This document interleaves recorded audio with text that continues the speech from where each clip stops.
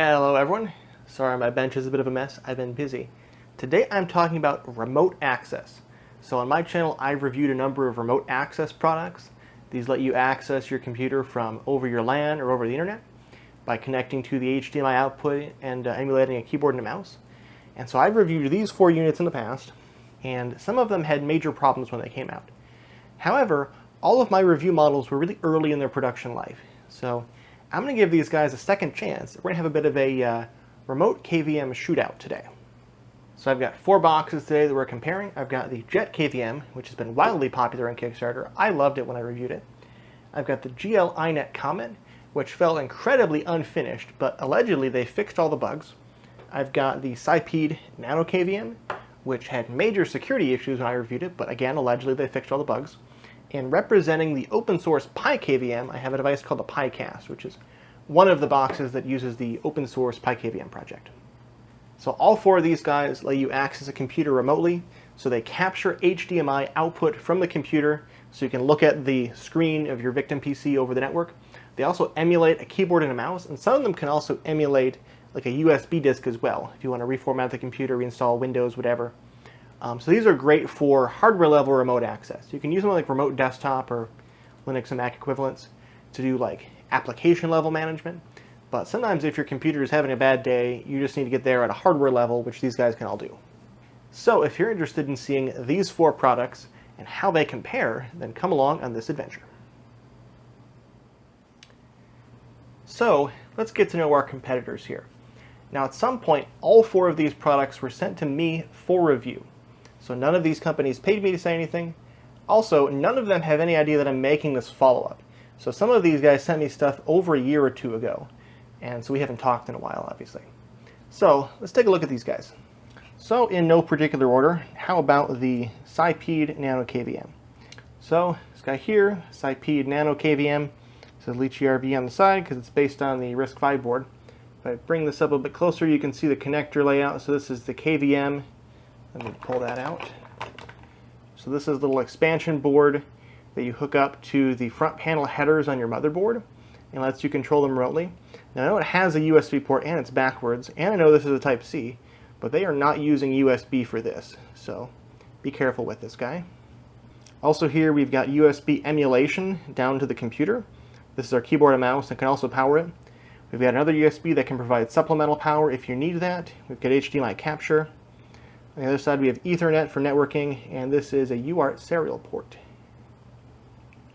On the top of the unit we got power and reset. These 2 are LEDs for 5 volt and power, and there's actually a little screen here too that you'll see when I start turning it on and using it. Oh, also, I have imaged all these guys with the latest image I could find and updated from there. So like in the case of this guy, I downloaded image 1.4.0 I think for the base image, flashed it on the SD card, and then told it to do a firmware upgrade from there. So all of these things should have the latest firmware on them. Now they didn't get shipped to me with the latest firmware. Many of them had beta firmware. And in fact, in the case of the JetKVM, mine has a different size as well. So I have to be aware of that. But I've got all these on what I think is the latest firmware, and I should have factory reset them as much as I can. Obviously not have coming them from the factory, but that's where we're at. So next on the list, the GL Comet. This guy showed a lot of promise, and I really hated it. So let's see what we got going on here. So on one side we have Ethernet for networking, 5 volt 2 amps. This powers the device, so you do need that. On this side we have the connection to the target PC, so we have HDMI capture, USB 2. Now this is for a KVM board, not this KVM board, but a similar board for the GL and this actually is real USB. So they use USB to talk to their device. And then here we've got keyboard and mouse emulation, and there's also a hardware reset button that resets it to factory defaults. Next up we got the PiCast. Now this is representing PiKVM software as a whole. I'm not sure about this particular board's availability anymore. So this is one of their many models that PiCast has. This particular one has 2 capture inputs. See here, so we have HDMI in, ATX control, USB in for both of these guys. And if you go onto the top, you can actually switch between PC1 and PC2. Now that's not a standard feature, but PiKVM is really flexible, so there's a lot of different options here. I actually made a video on PiKVM in the past, setting it up by itself with a raw like HDMI capture dongle. I don't know, that was like 3 years ago or something. I eventually expanded that with an 8-port rack mount KVM. That worked really well too. So PiKVM is really flexible in your hardware choice. There's a lot of things you can do. This is just one of the options. And of course, like all the other boards, this guy's got Ethernet. His micro SD card is super easy to remove because you can actually get to it from outside of the case. This guy also takes power over Ethernet, which is really nice because I don't need the extra USB power brick. Now, most of these guys can be powered from your target PC as well, but that doesn't always work. So depending on if your target PC is like a desktop or a mini PC, some of them continue to output USB power when the machine's not on, and some don't. And so like for the JetKVM, for example, I found it rebooting a lot when I rebooted the target machine. The JetKVM has now since included a USB splitter, but I don't have one of those. But if you bought a JetKVM, it would include the USB power splitter. And speaking of the JetKVM, here is the JetKVM. So it's got this nice angled front. This is metal. On the back, we've got a much simpler interface. So we have USB Type-C to the computer and power in. We have an RJ11, that's an expansion jack. We have an RJ45 Ethernet, and we have a mini HDMI. I'm not really a fan of mini HDMI, but they include a mini HDMI to full-size HDMI cable in the box, so just don't lose it. And JetKVM, of course, is open source. All of these guys now, I think, are open source. PiKVM's been open source for a long time. GL-iNet promised to open source it eventually. We'll check up on them later. So did Cypede, promised to open source it eventually. We'll check up on that later as well. JetKVM, again, when it came out, they promised to open source it later. And they have, since I've already contributed to it. So I'll check up on all their open sourceness later in the video. So I've got my Kali Linux box as our victim PC. Let's get one of these guys hooked up and see what it looks like. I guess the PiCast will be first. So I need USB in, HDMI in, and then Ethernet with PoE. So I have Ethernet with PoE. We'll plug that in. Let it boot up. Hook PC1 up to USB. And HDMI, and I'll turn the system on. So here's PiKVM. So let's click on KVM to see what's actually going on. There we go. So I can log into this thing. So this thing claims it's running at 1920 by 1080. I can send text to paste. They also have text recognition. So if I go over here, what did I get? Looks like it worked correctly. It's neat. You can also record scripts, upload scripts, etc.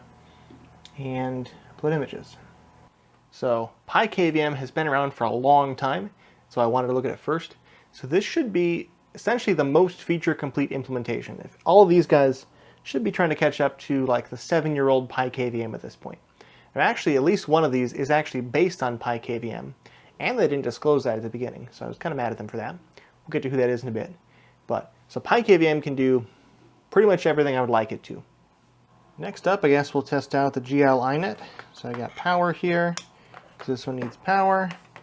This one needs Ethernet. Got HDMI and USB. So for this one, I again think my password is admin. Let's see if I remember it. Okay, so this one's showing up at a different resolution. It's showing up at 1440p. Which is neat. What if I force this guy to be at a different resolution? So let's force him to be at 1920 by 1080. Looks fine. Looks like it's working at 1920 by 1080. Let's see, what else can we do? Can we do OCR? So settings, I can choose what monitor we're emulating. So I could emulate 1920 by 1080 here. I can rotate it. If we want to be upside down today. Virtual keyboard. Other basic settings. Oh, dark mode. We need dark mode. So toolbox, we can again paste in text. It auto-corrected it. Next up, I got the NanoKVM. So this is my HID. Got HDMI. Let's get that in there. USB power, so it's going to be a little bit of a nightmare here in cabling, and Ethernet. Come on, get in there.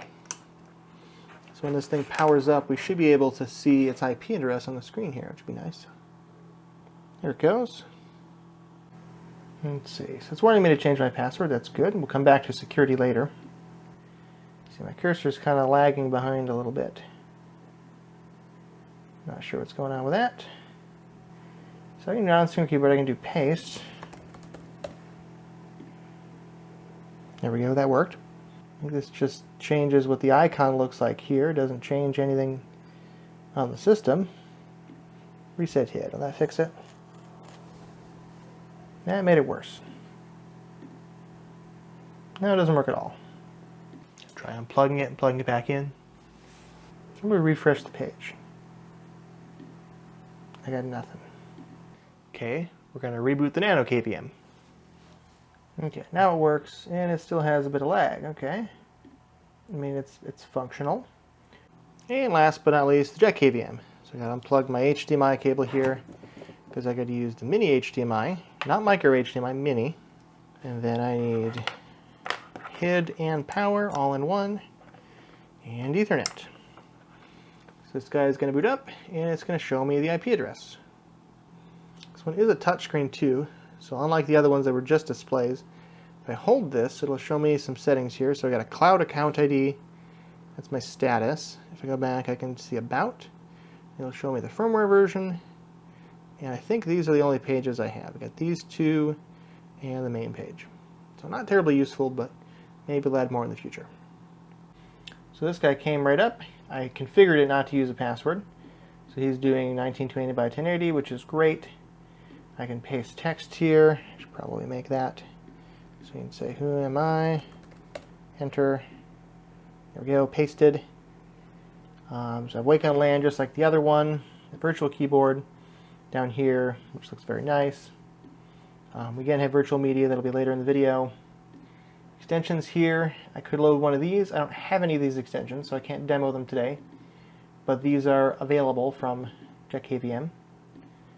They have stats here if you're interested in how the connection's going. I'm not sending a whole lot of data, of course, but this one feels more responsive. So moving these windows around might not be the best demo, but moving the cursor around seems to track with me pretty well. So that was just kind of an overview of what these guys look like. I know I didn't dive into a lot of the features they support, but I'm going to have more specific tests where I try to perform the same action using each of these, and that'll show a lot more in detail how these things work.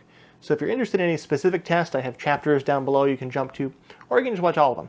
At the end, I'm going to kind of come up with a summary, so if you just want to see which one I recommend, you can skip there too. So the first real test I got today is the BIOS test. So the goal of the BIOS test is to boot into an Ubuntu desktop installer on the test system here. So that requires that my remote KVM here has to download the Ubuntu ISO image onto its own local storage, present that as a USB drive to the target. We have to be able to mash the delete key to get a BIOS setup so we can configure this device to boot from USB. Then we actually have to boot from USB. So I'm going to measure the performance of that. Some of these guys have really slow flash memory, I already know. Some of them struggle to do this at all the first time, so hopefully they can at least do it. So let's come along for that. So first up this time will be the GL-iNet Comet. So this guy needs external power. So I got external power here. And then of course I've got HDMI and USB data. So I'm not using the KVM, we'll test that separately. But so this guy's going to need 4 connections. Oop, I need my HDMI cable. Okay, so I got HDMI, got this thing hooked up, and we're ready to test. So here we are in the JetKVM app. So virtual media, I need to upload from URL or click and drag to upload from host. So let's find the URL. What do you guys think? Should we do LTS or should we do 2504? Let's do 2504. We'll go risk it. Okay, download from URL. Let's paste in that URL. It did not like that. File size is larger than the free space. Well, that sucks. I got nothing on it, and it's out of space for Ubuntu. Okay, their website says it has 8 gigs of eMMC, and of that, somehow we can only use a little less than 6 gigs, and Ubuntu's bigger than that. So, can the Comet just not do Ubuntu? How about Windows? How big is a recent Windows ISO? See, this guy claims to be 5.83 gigs. Let's see how that works. So some of these units, I know what the differences are for my review unit versus production units. As far as I know, the GL-iNet Comet is identical to production units, the one that I have. I don't think they added more storage. It says they have 8 gigs on the website. Mine should have 8 gigs, but somehow shows it was a little less than 6. I don't know. Okay, I got the Windows ISO. I'm going to drop it here. And it's starting to upload. Okay. And it tells me we have 16 minutes remaining. Jesus Christ. Okay, let's see how that goes. I'm going to record every second of this and put it on the bottom of the screen how long it actually took to upload this ISO. Windows ISO is just under 6 gigs. Ubuntu is just over 6 gigs. So, I mean, this is probably an ISO you would be using if you bought this thing. I imagine quite a few sysadmins here are stuck dealing with Windows. Their ISOs aren't small, so this is what you get. I could use like a minimal Linux ISO that installs packages off the internet. And I could try that with Ubuntu if I'm desperate, but if this fails, maybe I'll do that. But 15 minutes to upload an ISO, that is slow.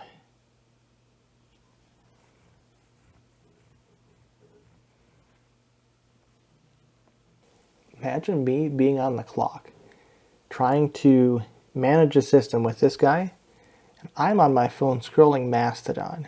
You guys probably don't use Mastodon, but I like it. I've been thinking of setting up my blog to post like to the Fediverse. Would that interest you guys? I mean, we got 15 minutes here to chat. My progress bar's only got like a quarter of the way through still. Also, spoiler, I had this problem with Comet last time. I looked up the part number of the eMMC chip they're using, and it shouldn't be this slow, but it's not good eMMC. So as far as I can tell, there's something wrong with their MMC driver that limits it to, I don't know, about 2 or 3 times what I'm getting now. However, since it's transferring over HTTPS, I think it's on HTTPS. Yeah, it's on HTTPS. The little tiny processor is so loaded doing crypto that it's like pegging the CPU, just doing AES or cha-cha, whatever, to decode the TLS stream of data. So the real bottleneck here is TLS, but if we get rid of the TLS bottleneck and go to HTTP, it's not really any better. The Comet still has pretty shit MMC capability.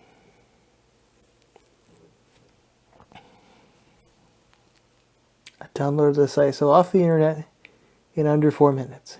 It's taking 15 to send it across the network to this guy right here. Over LAN. Yay! It says it succeeded. Nice. Okay, let's mount it. So I will put on the screen, maybe over there, maybe down here, I don't know, exactly how many minutes and seconds that took when I go back and look at the video. But let's get this guy booted up. So I got the image mounted somehow. Now we got to mash the delete key to get into the BIOS. Okay, so we got virtual keyboard. We'll close the settings. We're going to hit delete really fast. Okay, there we go. We got the BIOS. So now I can close this and we can see what's going on. So I need to choose to boot. Come on, arrow keys. There we go.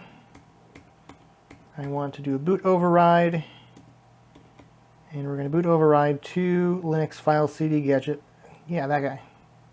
Yes, boot from CD DVD, because we got Windows. Remember how I said earlier that the eMMC on this guy is like really, really slow? And that part of it is doing all that crypto work for TLS, but part of it is also just eMMC being really slow. So about that, when you read the image back, it's just as slow. So I'm going to time how long it takes to get into the Windows setup. I'm not actually going to set up Windows. I just wanted to boot the ISO. So now we wait again so that we can time that Windows setup. A few moments later. So I'm going on like 4 minutes so far. I don't even have a splash screen. I don't know. I'm going to stop timing this. We're just going to say this thing failed. It can't boot an ISO. So we failed Ubuntu because we didn't have enough space. We spent 15 minutes uploading it, and now it's so slow to load the ISO that Windows is just stuck. So with that one out of the way, next up I got the PiCast. Oh, hello, we got a cat.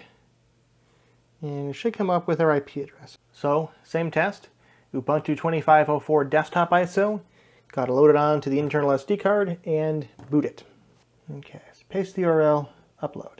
So this guy's able to download directly from the internet. So I pasted in the URL. I mean, the other one could too, but I just couldn't get Windows that way. So I pasted in the URL to Ubuntu. It is 5.85 gigabytes. He is downloading it from the internet over gigabit Ethernet, and we'll go from there. Okay, so that took this long.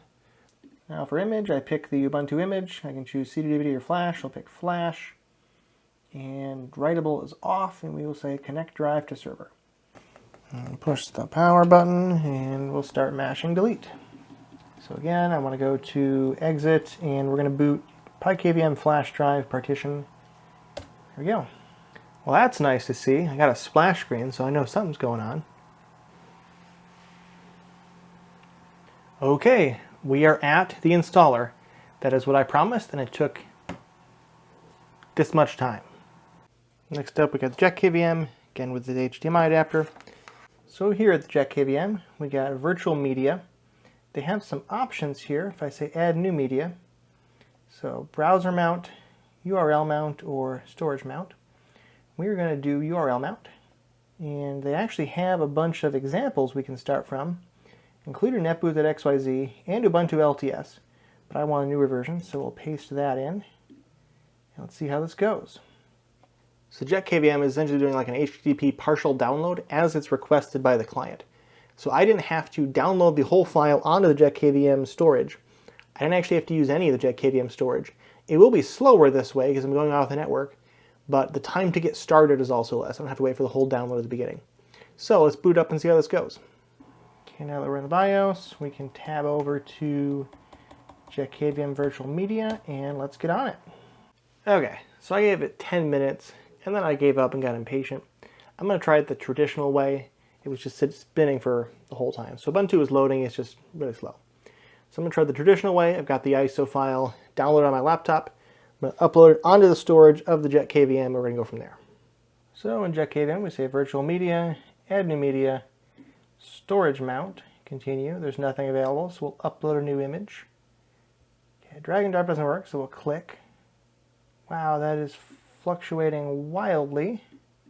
So ISO upload is done. It took this many minutes. Anecdotally, I think it's about half as long as the GL iNet Comet, so we're getting somewhere. Not super fast, but better.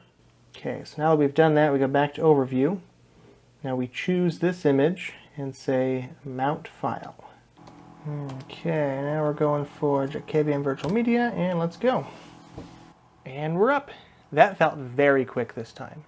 So maybe the URL mount isn't the fastest, but once you got the image on the JetKVM, it seems to work pretty well. And last for this round, this IP NanoKVM. Okay, just like the last guys, what are my options here? Images, image downloader, scripts, terminal. Okay, so images, I got no images, that's expected. Image downloader, so I can add a URL. So let's copy the link and paste the link. And there we go. I also have no progress bar here, so I am not actually sure what's going on, but we'll come back and see how that works. Man, it sure would be nice if there was a progress bar. We're 5 minutes in. I'm expecting this to take less than 10 minutes, but I really got no idea. So since it's not showing me anything, this is the switch port. So I pull this up and look at traffic. And it's doing some traffic. I'm over 15 minutes in now, so it's looking at about 15 megabits per second, according to this graph, is what it's downloading at from the internet. I know Ubuntu CDN can do better than 15 megabits per second. So that corresponds to like 2 megabytes per second. One eternity later. So, after I sat here goofing off my phone for 45 minutes while this thing downloaded, I confirmed by the switch traffic that it actually was downloading really slowly. I got really hungry, so I went and I had pulled pork. It was fantastic, with some potatoes too. They've been in the slow cooker all day. Loved it. Came back here and nothing has changed, but the traffic went to 0. So it did finish the download. I don't know when it finished the download because I wasn't recording, but at some point between 45 minutes and 1:15, it finished. So like I said, it still says downloading, still no progress bar, nothing. But if I go here, I now have the Ubuntu ISO. And I think clicking on it like that means it's mounted. We're going to mash delete. We're going to push the power button and see how this goes. Please work. I'm so sick of you. Come on. You are plugged in. Plugged into HDMI. It's also thundering outside, so if my power goes out, it's not that unusual. So it seems like I have a capture problem here because I'm not getting anything. Power lines here are very scared of wind. Could definitely not be that the trees hit the power lines and the power company goes, wow, who could have possibly predicted this once in a year kind of storm that knocked down all the power lines? That would never happen, right? I don't know what's going on with this thing. I'm going to try plugging in JetKVM. JetKVM showed HDMI connected. Why don't I reboot the NanoKVM? Because the NanoKVM had problems earlier too. Okay. Image. CD-ROM mode. Ubuntu. On-screen keyboard. Push the power button. Then I'm going to mash delete. There we go, came up. So both times I've used the NanoKVM now, I've had to reboot it to recover from some sort of issue. And if you're trying to use this thing for remote access, and your remote access device has to get rebooted, you're in for a really bad day, aren't you? So nonetheless, let's go over here. Oh, we don't see it. Why don't we see it? What if I put you in not CD-ROM mode? Okay, back in the BIOS. There you go. Linux File Store Gadget Partition 2. By the way, I know some of these show up as like a gadget, and that's the name for the Linux USB device side driver. So in USB, there's the host, which initiates all commands, and there's the device, which is always a slave device. And so in Linux, you can actually act as both sides of that connection, depending on what you're doing. So the Linux driver stack that acts as the device side is called the gadget. So all of these guys that are emulating a keyboard, a mouse, a CD-ROM, floppy drive, etc., they're acting as the USB gadget structure. You can emulate like a hub with a bunch of stuff attached. It's pretty cool. And there we go. So that took this long. This did not feel bad. Once the NanoKVM worked, it seemed to work fine. I don't know why I had to reboot it again for this test, but it seems like it's working fine now. Now, one last thing for NanoKVM. I downloaded the image from the internet, which shouldn't take that long because several of the other ones downloaded from the internet too. But I'm going to show you the other image copying methods so you can see what they're like. So I come back here, we got options. So USB, so connected via USB, SCP, which I'm not going to demonstrate, and TF card. So let's do USB first. So I had to power the NanoKVM separately for this because I need to plug it into my laptop over the USB. So now I'm plugged in over the HID that would normally go to the victim computer. So over here on my Mac, I say allow. Shut up. Oh, fuck. No, stop this. So it's emulating a keyboard and a mouse. And as I move my mouse around over its screen, it's moving my mouse around. Stop it. Okay, so here we go. We got a file system. So I'm going to drag and drop another ISO here. There goes Alpine. How long is this going to take? So that wasn't too bad. So what about accessing the SD card, the TF card as they call it? Let's tear this down a little bit. So here's NanoKVM.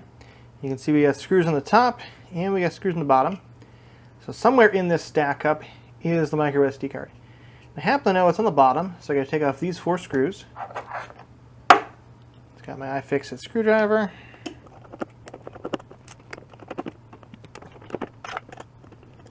Okay, so there is the card in there. But I don't know if you can see, it's lower than this access. So how do I get the card out? There's no slot for it here. And there's also a heatsink on top. So first thing I have to do is pop the heatsink off. So heatsink just held in by the thermal gap pad. It's actually compressed by, so this thing here is like a ring that holds the heatsink down. So now we got that out. We can see the card, but we still can't get it. So now what I got to do is I got to pry this board up. So this stack up here from this side, here's the top board, the middle board, the bottom board. These 2 boards are attached to each other, so I got to push them down. I guess I'm pushing all 3 of them now. So I'm going to pop this whole stack out. Maybe get in there. And try a smaller screwdriver. If I had a flathead, that'd probably work better. I can't push it from the top because there's a piece of plastic up here. Okay, so I still don't have it quite enough to get the card out. But I think if I come at it with a screwdriver here, a little bit more. See, so I can't push it out. I'm hitting the lip still. Got to get it lifted up more. There we go. Got the memory card out. So now I can put this in my computer and put my ISOs on it. And then once I'm done putting the ISOs on it, close it back up. I got to reseat all these connectors now because I pulled that whole stack apart a little bit. So then the heatsink goes back on, covering it all up. Put the ring on and screw it back together. So, final results, the times that I painstakingly measured, sitting there waiting for the stupid thing to boot up. Let's see what we got. For upload time, the time it takes to upload an image from the local computer. The NanoKVM did the worst with 69 minutes and no progress bar. The JetKVM did the best, 9 minutes and 5 seconds. The PiKVM came in second, 13 minutes and 10 seconds. And the GLI Comet with 16 minutes and 8 seconds, which I thought was bad, but the NanoKVM is just that much worse. And then, once I had the image on the mini KVM, how long did it take to actually boot that image on my PC? So in this test, the PiKVM came in first at 1 minute 37 seconds. JetKVM really close behind at 1 minute 40 seconds. The NanoKVM was notably slower at 2 minutes and 29 seconds, and the GLI Comet did not finish, DNF. Next up, the what the hell is it talking to on the internet test. Basically, I'm going to do a packet capture here, capture all the network traffic that's going on. I'm going to do just a little bit of KVMing. Then we're going to take a look at the packet capture and see how many weird cloud services this thing is talking to. Well, things, plural, I guess, all four of them. So the star of my show today for this test setup is my MikroTik Hex S. So this guy's got 5 Ethernet ports plus an SFP that's not SFP plus, just SFP. It's being powered off PoE in, it's got PoE out. It can act as either a layer 2 switch or a layer 3 router. I'm using it as a router, so it's got its own subnet just on these ports, but it's connected to the rest of my network. And it can do packet capture, so I'm using it to packet capture everything that's going on here. So we're going to packet capture our way from, I guess we'll start with the PiCast. So I'm connected now through the test network. I'll just go ahead and type anything real fast. Oh no, what the heck is going on with you? Direct. MJPEG. MJPEG works, okay. So it's a WebRTC works now too, okay. So an artifact of my test setup is that my laptop and this guy are on 2 separate subnets, which should not be a problem. They should be able to talk over the IP address they've been given. So this guy is on the 88 network and the other one's on my 172.16 network. But yeah, this guy seems to be struggling a bit with that whole spanning a subnet thing, which shouldn't be a problem. So PCAP starts right about here. It advertises itself over MDNS on IPv6. Then it does a v4 DHCP request. So discover offer request ACK. It got the address 88.252, which is normal. It then adds itself to the group for MDNS. So that's IGMP followed by MDNS advertising itself. It's advertising itself over LLM&R. That's Microsoft's thing. All that is good. So this is it joining the LLM&R group and the MDNS group. Then finally it looks for its router. So it does an ARP query, again normal. Here it's doing stun.google.com, so query for A and a quad A, and then again it's looking for stun.google.com, A, quad A. So we started at 38 seconds, 38.8.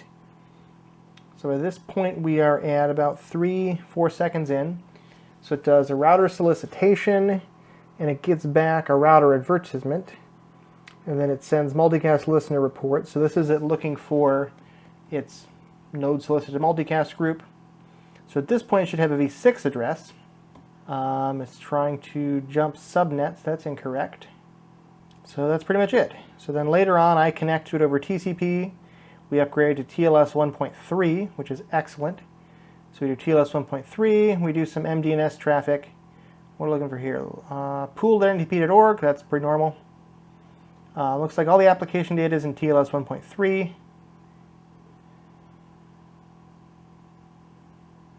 And it looks pretty happy to me.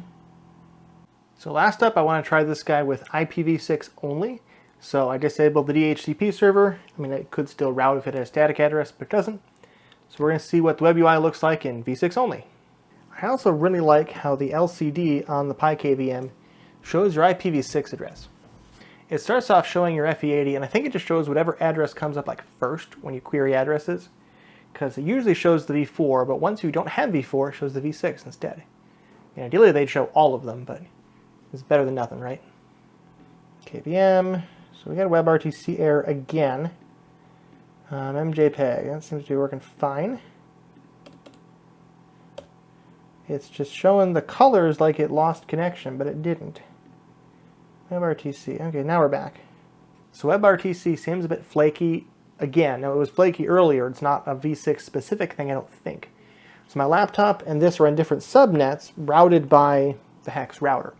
So they have to discover each other's IP address, and if they would just talk to each other directly, they would find that they can talk to each other, there's no firewall in between. But it seems like either they're reaching out to Google or doing something else stupid, so going right on to the JetKVM. Why are you not finding HDMI? You're plugged in. Computer went to sleep. Seems pretty happy.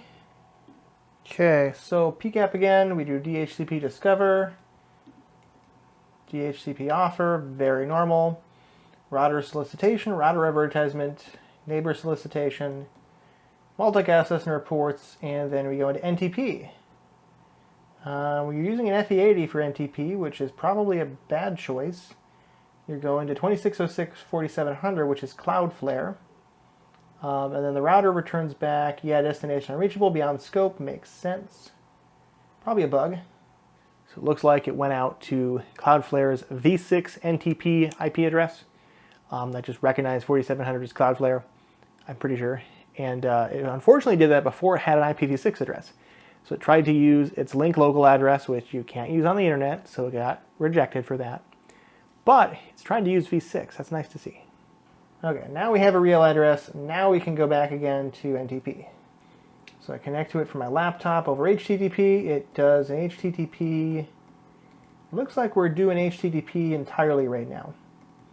So we're not upgrading to TLS. So then we do stun, but we're just doing it locally. We're not going out to any servers. Then we do DTLS. And it looks like we're sticking to, oh, we did it over v6 as well. It's like we're sticking to, oh no, we're going to switch to, oh, that's Cloudflare again. Okay.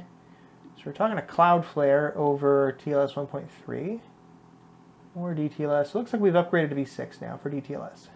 So like last time I reviewed the JetKVM, no TLS on the web UI. So web UI is using insecure HTTP.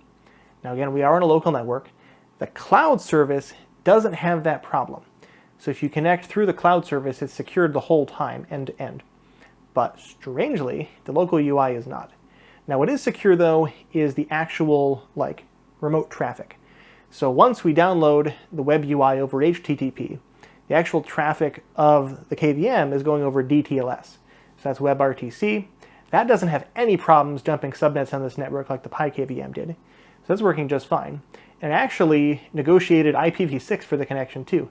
So I connected to it over the IPv4 address. The two networks figured out they had IPv6 in common, and we got v6. So that's nice to see. It did reach out to Cloudflare. I'm not sure why. That could be the update checker. I'm not entirely sure. It's encrypted with TLS, so we can't see what it is, but at least they're using security, right? Yeah, so if I try to force HTTPS, it doesn't work. So I'm rebooting it on my v6 only network.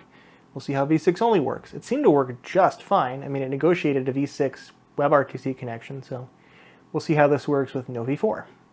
So right away I get this failed to get device version error checking for updates. So api.jetkvm.com is probably what's hosted in Cloudflare. Interestingly though, it says dial TCP lookup API on ::153, so that's localhost. Connection refused. That's interesting. Let's see, so I think the computer went to sleep again. There we go. It's working just fine. Okay, so what is not working, I guess? Everything else seems to be working. Okay, so it looks like it tried to reach out to Cloudflare NTP again with its link local. Then it got a real address and it tried it again correctly and got NTP. Then it did DHCP discover and got no response. So then we're doing our HTTP traffic again over v6. That's all working just fine. And then we upgrade to DTLS for the video traffic. So not sure why it can't check for updates without v4. I'm guessing it's DNS related. So it said it couldn't dial to port 53. My guess is that it doesn't have a DNS server because it only looks for DNS servers over DHCP v4, and it's not looking at RDNSS. But that doesn't seem to affect the functionality in any way other than automatic updates. We didn't try the cloud service, but seems like v6 only support is doing pretty good on the JetKVM. They could use a little UI update, maybe put the v6 instead of the MAC address. I don't think the MAC address is all that useful personally. I'd rather see a v6 there, or just have it scroll, cycle through, something like that. I don't know, but it seems like this guy's working just fine. Okay, so NanoKVM's turn. We're on v4. I guess we'll just do a tiny bit of typing. So first off, we do DHCP discover, offer request ACK, very normal. Then we're advertising our own reverse DNS and forward MDNS. Super normal again. Now it's pinging the gateway. I remember it did this because of a dumb reason. We'll get back to that. Let's see, so router solicitation, router advertisement. So now it has a v6 address. But is it going to use it? I don't know. It's pinging the gateway again because that's what it does. Okay, so we're querying for pool.ntp.org using 192.168.0.1, which is not my router, and 8.8.4.4 and 8.8.8.8. So my router is .88, so I don't know why it's going here, but it keeps trying those guys and getting nothing back. Yeah, so it's trying again. The network must have blocked it because it's getting nothing back. So just like last time when I reviewed the NanoKVM, it's very poorly behaved. So I'm on a network that's sending out a DHCP response saying that itself should be the DNS server. So 192.168.88.1. That's what DNS says. For IPv6 and RDNSS, I know what the IPv6 should be. It's not querying that one either. It's going to 192.168.0.1, probably because that's some sort of common address. Then it's going to 8.8.8.8 and 8.8.4.4. It's not getting a response from any of them because the network probably blocked it. So it just tries over and over and over again because it's stupid. Oh yeah, the gateway pings too. There's a GitHub issue about the gateway pings. I might have even created it. And they basically said, we're sorry, but like the PHY chip doesn't always detect when the link is up and down, so we have to ping the gateway. And I think that's just like monumentally stupid to ping the gateway because of a hardware bug. Like, you don't just go around pinging the gateway every second. That's not how you act as a good like network device. But that's what IP does, and they stand by that decision. Let's see, it's trying yet again, getting no response. So here's where I connect to it. We are doing normal HTTP, not HTTPS. And it looks like we are entirely in HTTP here. Oh, nope, we're doing a little bit of other stuff. DTLS. Okay, we did DTLS, and we actually negotiated v6 for that as well. So at least WebRTC works, I guess. WebRTC had no problem jumping between subnets on this guy. And in fact, WebRTC upgraded itself to v6. I guess it's time to disable the DHCP server. Seems to be working over v6 only. That's good.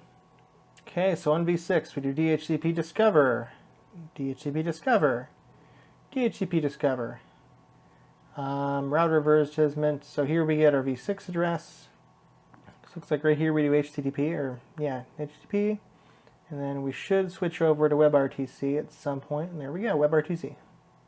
So it looks like all the bullshit they're doing, pinging 8.8.8.8 and 8.8.4.4 and 192.168.0.1. None of that happens on v6. So if you just disable IPv4 on your network, this guy won't try to reach out to all the sketchy stuff it's doing. Now, I'm not saying that pool.ntp.org is sketchy, and connecting to an NTP server, especially the NTP pool, it's a very normal thing for network devices to do, but just don't query Google DNS for it, query the network DNS properly.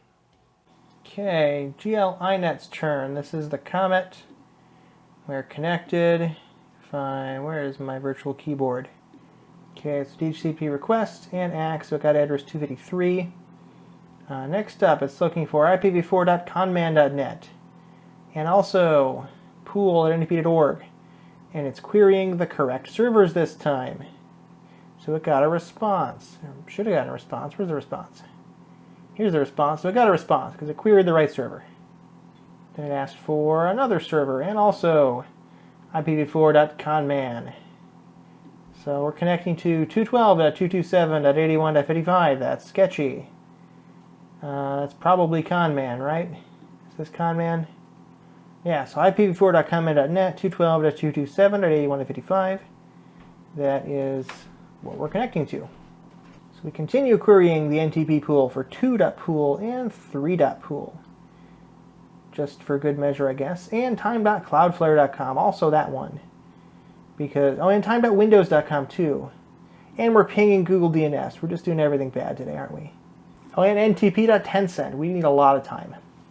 So far it's queried 0.pool.ntp.org, 1.pool, 2.pool, 3.pool, time.cloudflare, time.windows, and ntp.tencent. I don't know why it needs so many NTP servers. Most of these queries are coming back with a reply properly. It just wants all the time in the world, I guess. Also, tool.glinet.com several times. And we're connecting to a random server, 44, 235, 104. Where'd that come from? Probably this guy? Yeah, tool.glinet.com. Okay, so we're connected to there. It's our second sketchy connection. We're doing a whole bunch of NTP today.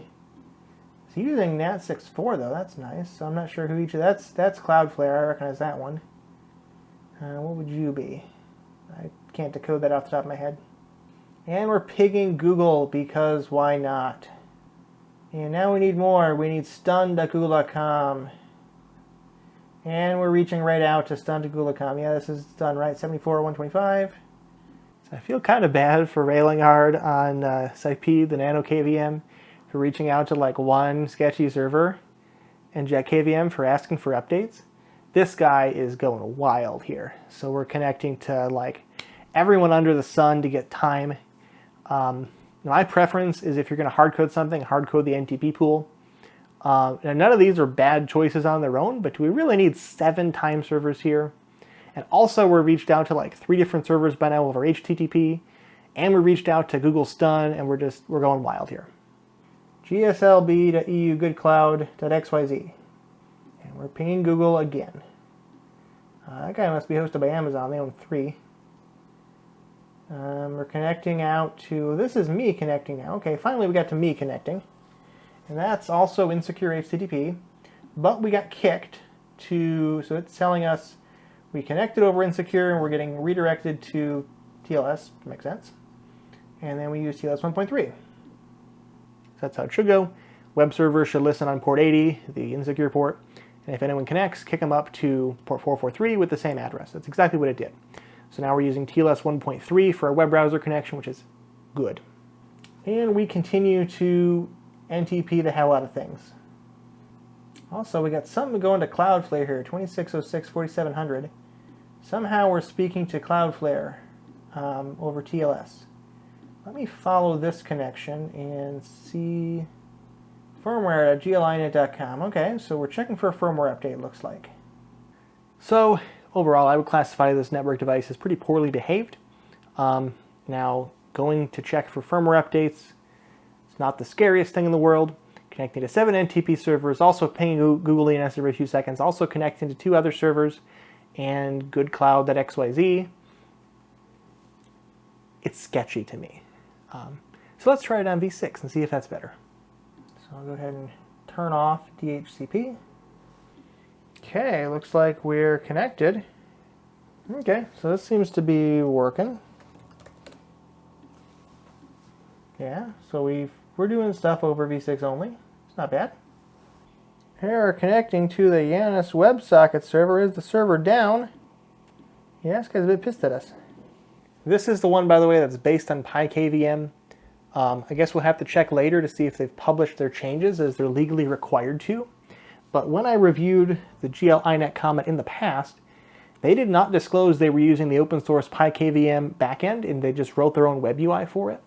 They also didn't publish any of the changes they made, and I know they'd made some changes because the code's written in Python and you can look at it. So we'll see if they've upheld their bargain more recently, but that's why it's using Janus, which is the PiKVM WebRTC daemon that, as you saw earlier, had some problems on PiKVM, and so it looks like that's coming back to bite the GL iNet Comet. So it looks like once it got v6, it did a v6 query for ipv4.conman.net A, and it got back A records, because that's valid, but it didn't try DNS 6.4, or it didn't try Quad A either, and it just concluded that it had no connectivity. The web UI still worked fine, so that was still coming up, but it didn't query for its firmware update, it didn't query for goodcloud.xyz, it didn't query the 7 NTP servers, and it didn't talk to any of those either. And it didn't ping Google. So one last thing I want to take a look at is the open source code for all these guys. But more specifically, if they fixed the issues I found in my last review of each of them.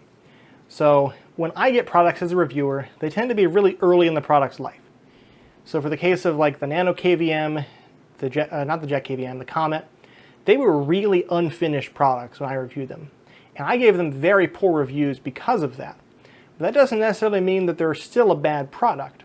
It means that they released them before they were ready, which really bothers me as a reviewer to see. But companies do what companies do. And that's one of the reasons I'm so supportive of the JetKVM, because when it came out and when it shipped to backers, it was working and all of the features they promised were included. They had a feature list of future features, but they hadn't promised anything that they hadn't delivered. So good on JetKVM for that, bad on GL for how unfinished their software was. But now I'm coming back and taking a look at it at least 6 months later for all these guys. They've had time to finish their software that they should have done before. And so I'm going to take a look at their open source repos and see, have they fixed all the issues that I commented on in the past? So first up, the JetKVM. We go to the repositories. Here's their open source stuff. So the KVM is under GNU GPL v2. The website, the RV1106 system. This is the Linux build root. JetKVM native, Cloud API, all of these are GPL v2. The RV1106 system is actually Linux, so they'll be GPL v2 or later. And the extension firmware. So it seems very complete. So when JetKVM originally released, their promise to Kickstarter was that they would open source the software when they shipped the first devices to the first backers. And they honored that. When they did the first round of shipping, they opened up the KVM app and the cloud service on GitHub as they promised. Now, I had an early access version, and they provided me early access to both of those repos as well, more for audit. I created some issues in them and worked with them on some issues, which we will see in a little bit. But some issues still remained. So one of the biggest ones is we couldn't build the Linux kernel for the device. Now, they weren't using a modified Linux kernel, but the Linux kernel came from Rockchip. So using a Rockchip SoC, they're using a build root environment from Rockchip. They're building it, they're adding their firmware binaries to it, they're shipping it. So that toolchain was not exactly available to us at the time. Now since then, that is now open source.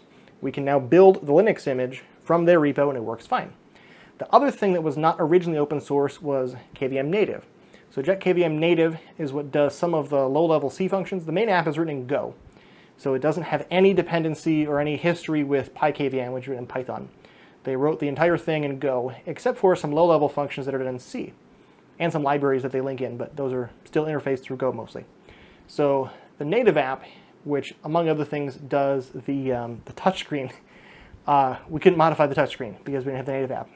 So that is now open source as well, and now we can now build our own native as well. So if I come here to the KVM app, and I look at issues, I can see what issues I submitted myself.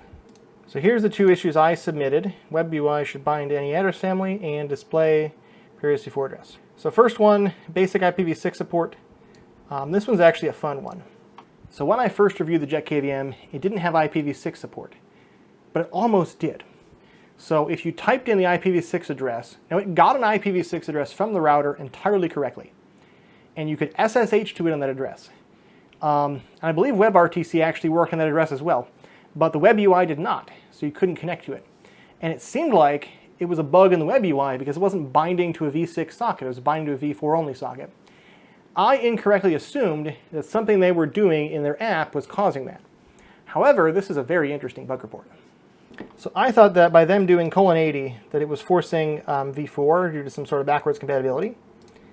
And I thought we should try this, but that didn't really work. So they looked at it for a while, and they were trying to figure out why exactly it was doing weird things. And then they're like, this seems weird because it's not following what the documentation says it should be doing. And it actually worked fine on x86, it just didn't work on the real JetKVM. And eventually I made a video about it, and someone pointed me to some PCAPs that were going to 127.0.0.1, which should not happen. So most systems use 127.0.0.1 as their loopback address. Same with : :1 and v6. And I noticed in one of my videos, and actually a comment, I didn't even notice it when it happened in real time, but a commenter pointed out that it was odd. I saw that it was sending packets on the wire over Ethernet to 127.0.0.1. And that should never be on the wire because it's reserved, but the fact that it was on the wire means that Linux couldn't find that address in the local system. And doing a little bit of digging, and the loopback interface had not been brought up. So like every interface, something in Linux has to create it and bring it up. Loopback is a bit special in that it doesn't actually have to be created, it's always there, it's always the first interface. But it still has to be brought up and have its addresses assigned to it. And no one ever did that. So since loopback wasn't up, the Golang standard libraries were trying to detect if the kernel supported v6 or not to decide if they should do v6. And because they were unable to do a bind to the address : :1, which is loopback and should always exist, they thought that the kernel doesn't support v6 and we should disable v6, which is really, really reasonable for the Golang standard library. Very odd that the system wasn't bringing loopback up. So as soon as they fixed that, everything worked right on v6. My other issue, display will show a previous v4 address if the address was assigned from a previous connection. This one was a trip as well. So the issue I had was I wasn't sure. I was plugging the JetKVM into multiple ports on a switch, trying to find a port on the correct VLAN. So I wasn't sure, I didn't want to go reconfigure VLANs on my switch because I was down there in the basement.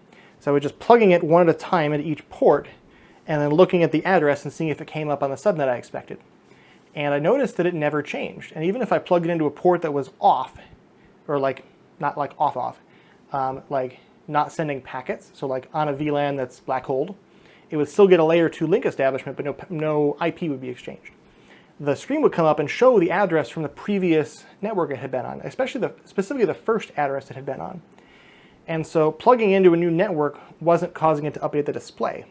And I thought that was a display bug because it was showing the old address until it got the new one. But they actually figured out it was actually never running the DHCP client again, and they fixed that. Now next one, we're going to reference my old video on the NanoKVM, because here I pointed to a whole bunch of GitHub issues that had been hanging around without any action and seemed kind of suspicious. So really what started this whole KVM security thing for me was the IP NanoKVM. So when I reviewed that, it seemed like there were security oversights, which are common in a lot of IoT stuff. JetKVM has them too, and so does PiKVM. But there were also a couple things that seemed like really, really, really bad. Not malicious. None of it seemed malicious, but it seemed like it wouldn't be hard for the architecture they'd chosen to become malicious. So the big thing was, when you got your new device and you plug it in for the first time, it doesn't work. It doesn't tell you why it doesn't work, it just doesn't work. And in the background, it's trying to connect to a web server and ask it for a shared object. So that's executable code that's going to run on the system. And that shared object, it was sending off its device serial number to get the shared object. And once it got that shared object, it could initialize the shared object, run it as code. No sort of validation that this is like the correct hash or anything like that. So if someone has control of that web endpoint, they can get the device to execute any code they want, which is really dangerous. It also gets executed as root too. Great. So this code was essentially hardware signed to be locked to the specific serial number chip to do some AI functions for some licensing reasons. But we weren't even doing AI on the NanoKVM, so why do we need this AI library for licensing? And it was because they were using the AI library that does AI computer vision just to capture HDMI basically and do encoding. And that didn't require licensing from the chip vendor, but they were using a more feature-full library that did require that, which is a lot of work for them to have this whole licensing bullshit that's compiling or linking a custom version of library for each serial number. And it's a lot of work for everyone else because the security of downloading a random SO from the internet that's different for every single device means it's really hard to audit if your device got malicious code that someone else didn't get. So anyway, let's take a look and see if the issues, if they have more issues than that, if they fix the issues. Security. NanoKVM is a router. That's probably a bad idea. And basically it was a tailscale problem because tailscale was configuring it to be IP forwarding. So I'm not actually sure why tailscale needs IP forwarding. If you're just trying to access the NanoKVM via tailscale, tailscale has an IP address on the tailnet, and that's all it should need. But I think people like doing, tailscale provides so many options of doing bad things, like trying to access your home network through your NanoKVM over 100 meg Ethernet. And so for some reason they were enabling IP forwarding for that reason, which seems terrible to me. But, not going to judge. Their solution to this has been to disable tailscale by default, which I think is nice. It's also my issue. NanoKVM does not support IPv6. Someone said, well, that's because it acts as a router, of course, which, like, doesn't really matter why, it just needs to get fixed. And so they said it is enabled by default, but starting tailscale will disable it, which is fun, I guess. So I guess the moral of the story is don't use tailscale and if you want v6 at the same time. Security. SSH exposed with root. That's pretty terrible.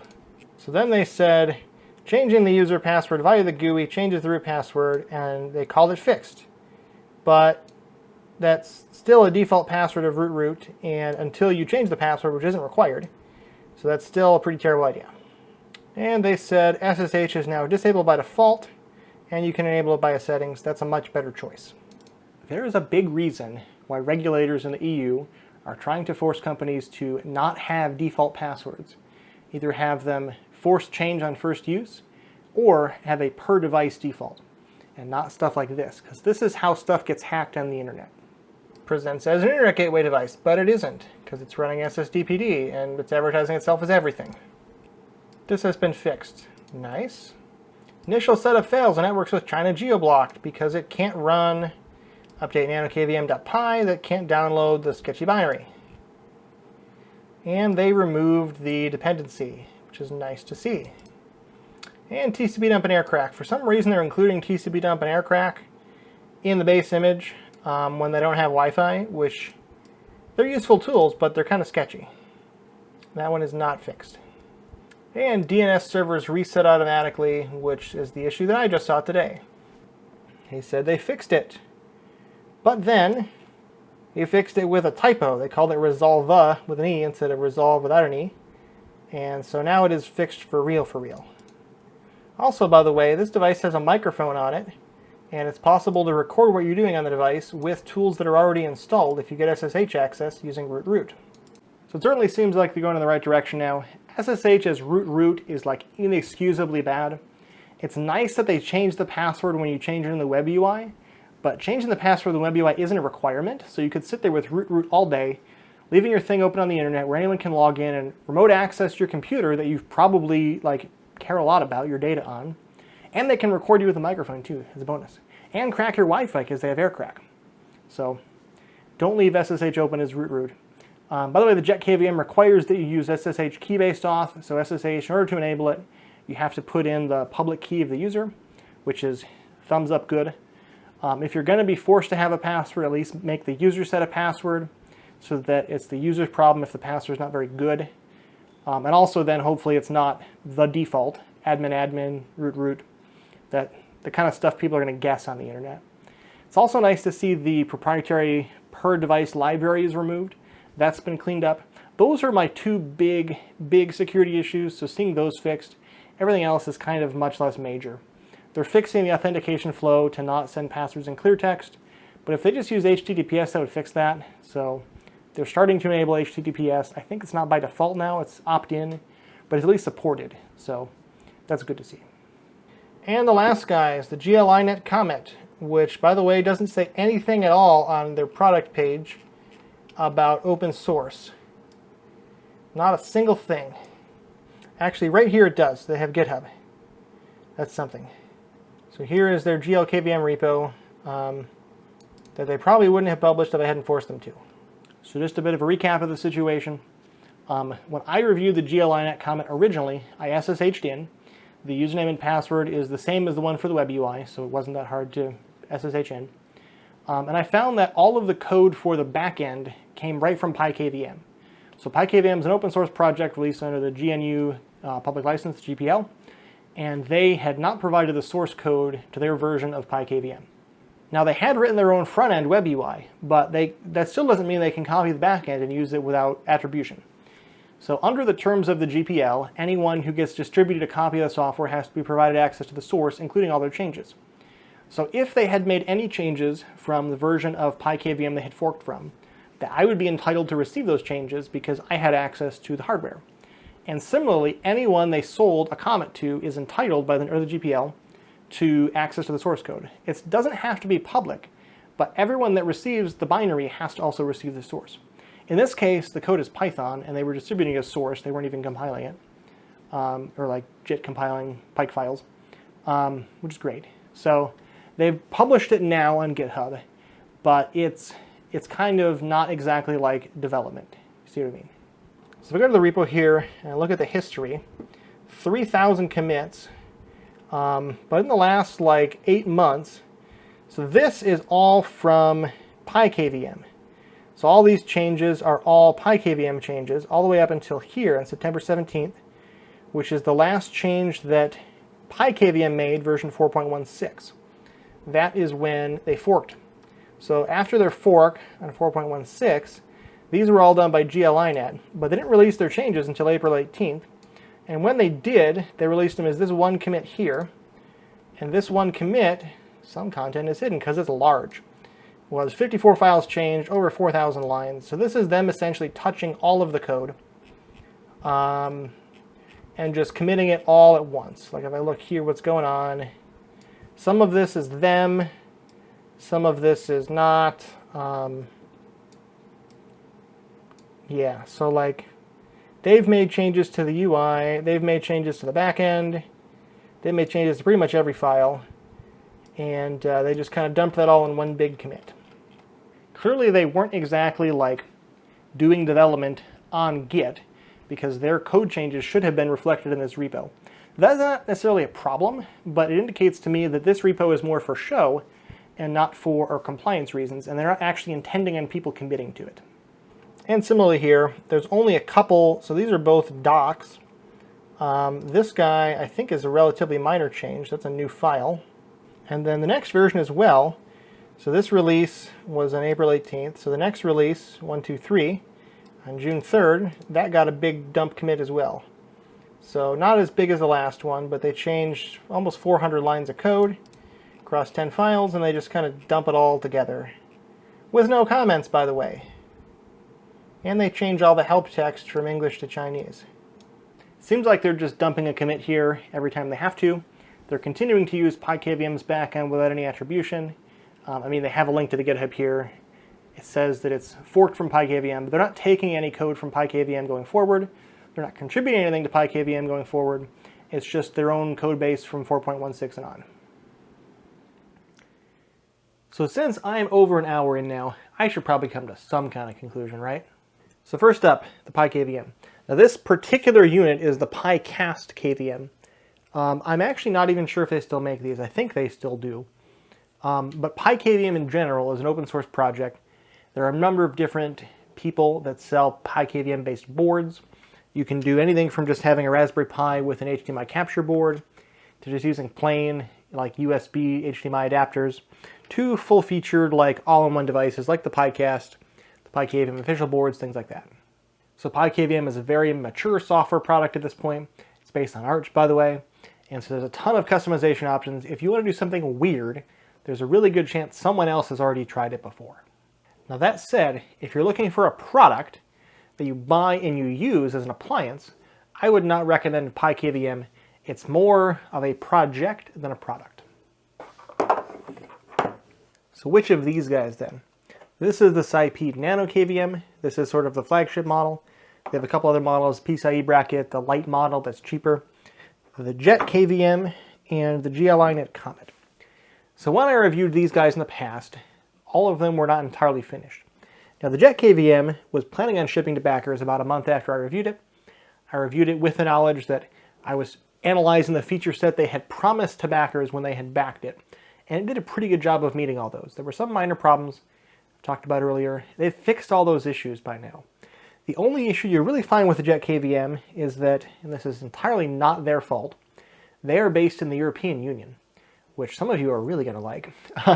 But because someone, Mr. Taco, has been going crazy with tariffs recently, and then chickening back out, JetKVM has decided not to ship to the United States, at least until the tariffs settle down, and because they can never be sure if they ship you a JetKVM for $69, I think that's the current rate, maybe you'll get it and you'll have to pay like an extra $100 in input tariffs, because who knows what the tariffs are that day, and it'll be a disaster. So I don't blame them in this market. There's no way you can run a company with that kind of uncertainty. And customers would obviously be furious if they had to pay $150 in tariffs on a $69 product. So not JetKVM's fault, but something to be aware of. Next up, NanoKVM. I guess technically this one could, I mean, all three of these guys technically could have tariffs. They're all made in China. Some of them are distributed locally. I'm pretty sure GLINet's distributing locally. These guys are probably getting away under the de minimis rule, so who knows how that's going to go, because Trump hates that too. So anyway, these guys. This one originally had pretty good hardware. Now it's based on an open source base board plus an HDMI carrier board, and then optionally the third level with the display. The software had some really major security problems, but I'm happy to say they fixed the biggest ones. So they're really cleaning up their act in terms of software. Now, of course, it took them 8 months after releasing it, but they're getting there, and I'm really happy to see that. As for GLINet, when I reviewed this in the past, this seemed like very nice hardware, and I was hoping that their software would be not shit, and it was absolutely a disaster. When I reviewed this the first time, I could not get into the BIOS in this mini PC because this was stuck on the resolution being wrong. It had some idea in its head on what the resolution should be, and if it didn't get that from the display, it would just freak the fuck out. These other guys don't have a problem adapting to whatever display resolution the PC sends. They have thankfully fixed that bug, so now you can actually use it sometimes. But this guy still struggled to do basic things.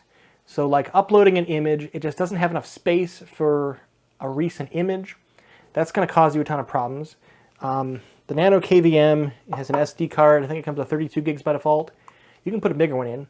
The JetKVM comes with 16 gigs. That's enough for like a 6 gig ISO. This guy couldn't fit my Ubuntu ISO. So anyway, I tried this guy with Windows and he didn't boot. I waited and I waited and I waited and I never got Windows installer to come up. I don't know if that's something specific to Windows that makes it hard or not, but since it didn't have enough space to do the test with Ubuntu like the other guys, I guess it got a bit of an unfair comparison, but also it couldn't perform the test that I had intended. Basic Ubuntu desktop image, this is not something special and it couldn't do it. And it couldn't boot Windows either. I'm going to bet if you're using this, there's like a 50% chance you want Windows, and it didn't work with that either. So I would definitely not buy the Comet if you actually need to use this like for anything. I would seriously consider one of these two, either the NanoKVM or the JetKVM. So depending on your concerns, one of these two devices may be better. Both of them are open source. Both of them have a pretty formidable development community behind them now. PiKVM does as well, but again, that's more of a project than a product. So those are my thoughts. I still love my JetKVM, and it is the one that I would personally buy. If you're in the US, though, you might want to go with the NanoKVM, which realistically should be having all the same supply chain problems that the JetKVM is, except maybe they're doing stuff under the table. Who knows what's going on and why they're able to ship these through anyway. Or maybe people are just getting hit with $100 tariff fees, I don't know. So that's where I'm at. If you like more content like this, I have a Discord server linked down below. All of these guys had review videos originally. If you want to see like a more in-depth deep dive of the firmware when it came out, my concerns with them, I made a whole security video on this guy. Watch those are really good content. If you like other content, I do a lot of stuff on Proxmox, networking, virtualization, fun stuff. I have a Mastodon. It's kind of like the Dead Bird site, but without the bird. It's a Mastodon instead. They're a lot bigger and strong. Link down below for that as well. I have a Ko-fi. It's kind of like a Patreon, but it's only a one-time thing. So if you ever want to give me a tip, I greatly appreciate it there as well. That's kind of sort of what I live on. Not entirely, but every little bit helps. So that and YouTube ads and pretty much those two. So yeah, I guess I'll see you guys on the next adventure.